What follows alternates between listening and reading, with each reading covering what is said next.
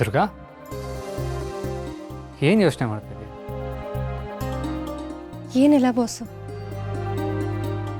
ಇಲ್ಲ ಅಂತ ಸುಮ್ಮನೆ ಹೇಳ್ಬೇಡ. ನಿನ್ನ ಮುಖ ನೋಡಿದ್ರೇ ಗೊತ್ತಾಗ್ತಾ ಇದೆ. ಏನಾಯಿತು? ಅದು ನನಗೆ ತಾಳಿ ನೋಡಿ ನಮ್ಮಕ್ಕ ನೆನಪಾದ್ಲು. ಆ ತಾಳಿ ನಿನ್ನ ಹತ್ರ ಬಂತು ಅಂತ ಖುಷಿ ಆಗ್ತಾ ಇದೆಯಾ? ಖುಷಿ ಅನ್ನೋದಕ್ಕಿಂತ ಹೆಚ್ಚಾಗಿ ಏನೋ ನಂಗೊಂದು ಬಲ ಬಂದಂಗೆ ಆಗ್ತಿದೆ ಬಾಸು. ಏನೋ ಯಾರೋ ಒಂದು ದೊಡ್ಡ ಜವಾಬ್ದಾರಿನ ನಂಗೆ ವಹಿಸಿದ್ದಾರೆ ಅಂತ ಅನಿಸ್ತಿದೆ. ಅಂಬಿಕಾ ಅಕ್ಕ ನಿಮ್ಮ ಜೊತೆ ತುಂಬ ಖುಷಿಯಾಗಿದ್ಲು ಅಲ್ವಾ? ಅದು ಹೇಗೆ ಹೇಳ್ತೀಯಾ? ನನಗೆ ಗೊತ್ತು ಬಾಸು. ನಮ್ಮ ಅಕ್ಕನ ಅಷ್ಟೊಂದು ಖುಷಿಯಾಗಿ ಇಟ್ಕೊಂಡಿದ್ದಕ್ಕೆ ನಾನು ನಿಮಗೆ ಥ್ಯಾಂಕ್ಸ್ ಹೇಳ್ತೀನಿ ಬಾಸು. ನಾವು ಯಾರು ಕೊಡೋಕ್ಕಾಗದೇ ಇರೋಂಥ ಕುಟುಂಬನ ನೀವು ಅವಳು ಕೊಟ್ರಿ.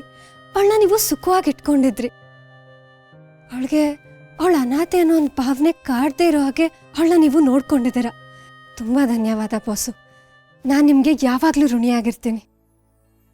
ದುರ್ಗಾ, ಅಂಬಿಕಾ ಈ ಮನೇಲಿ ಸುಖವಾಗಿದ್ಲು ಅಂತ ನಿನಗೆ ಗೊತ್ತು? ನನಗೆ ಗೊತ್ತು ಬಾಸು. ಯಾಕಂದರೆ ಅವಳು ಈ ಮನೇಲಿ ತುಂಬ ಖುಷಿಯಾಗಿದ್ಲು ಅಂತ ನನಗೆ ಅನಿಸ್ತಿದೆ. ನಿಮ್ಮ ಪ್ರೇಮ ಕಥೆನ ನೀವೇ ಎಷ್ಟೊಂದು ಸಲ ನನ್ನ ಹತ್ರ ಹೇಳಿದ್ದೀರಾ. ಪುಟ್ ಮೇಡಮು ಹೇಳ್ತಿರ್ತಾಳಲ್ವಾ.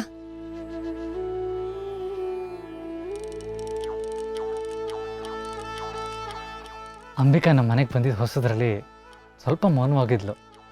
ಆಮೇಲೆ ಹೋಗ್ತಾ ಹೋಗ್ತಾ ಅವಳು ಬರೀ ಸೊಸೆಯಾಗಿ ಉಳಿದಿರಲಿಲ್ಲ, ಅಪ್ಪ ಅಮ್ಮನ ಮುದ್ದಿನ ಮಗಳಾಗಿದ್ಲು.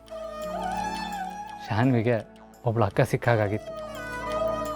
ನಿನಗೆ ಗೊತ್ತಾ ದುರ್ಗಾ, ಈ ಮನೇಲಿ ಯಾರಿಗೆ ಏನೇ ಬೇಕಾದರೂ ಅಂಬಿಕಾನೇ ಕರೀತಾಯಿದ್ರು. ಅಂಬಿಕಾ ಬಾ ಇಲ್ಲಿ, ಅಂಬಿಕಾ ಅದೆಲ್ಲಿದೆ, ಅಂಬಿಕಾ ಇದೆಲ್ಲಿದೆ, ಏನು ಬೇಕಾದರೂ ಅಂಬಿಕಾನೇ ಬೇಕಿತ್ತು. ನಾನು ಅಷ್ಟೇ, ನನಗೇನು ಬೇಕಿದ್ರೂ ನಾನು ಅಂಬಿಕಾನೇ ಕೇಳ್ತಾ ಇದ್ದಿದ್ದು. ಅವಳು ಈ ಮನೆ ಮಗಳಾಗಿ ಎಲ್ಲರೂ ಪ್ರೀತಿ ಗೆದ್ದಿದ್ಲು. ನಾನವಳು ಗಂಡ ಅನ್ನೋದಕ್ಕಿಂತ ಅವಳು ಈ ಮನೆ ಜೀವ ಅಂತ ನಾವೆಲ್ಲರೂ ನಂಬಿದ್ವಿ. ಅಕ್ಕ ತುಂಬ ಅದೃಷ್ಟವಂತೆ ಬಾಸು.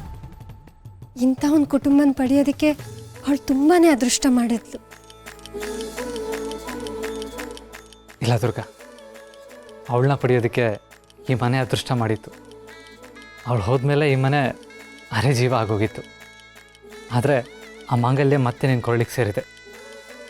ಅಂಬಿಕಾ ಬೇರೆ ರೂಪದಲ್ಲಿ ಮತ್ತೆ ನಮ್ಮ ಮನೆಗೆ ವಾಪಸ್ ಬಂದಿದ್ದಾಳೆ ಅನ್ನೋ ಭರವಸೆ ನನಗಿದೆ.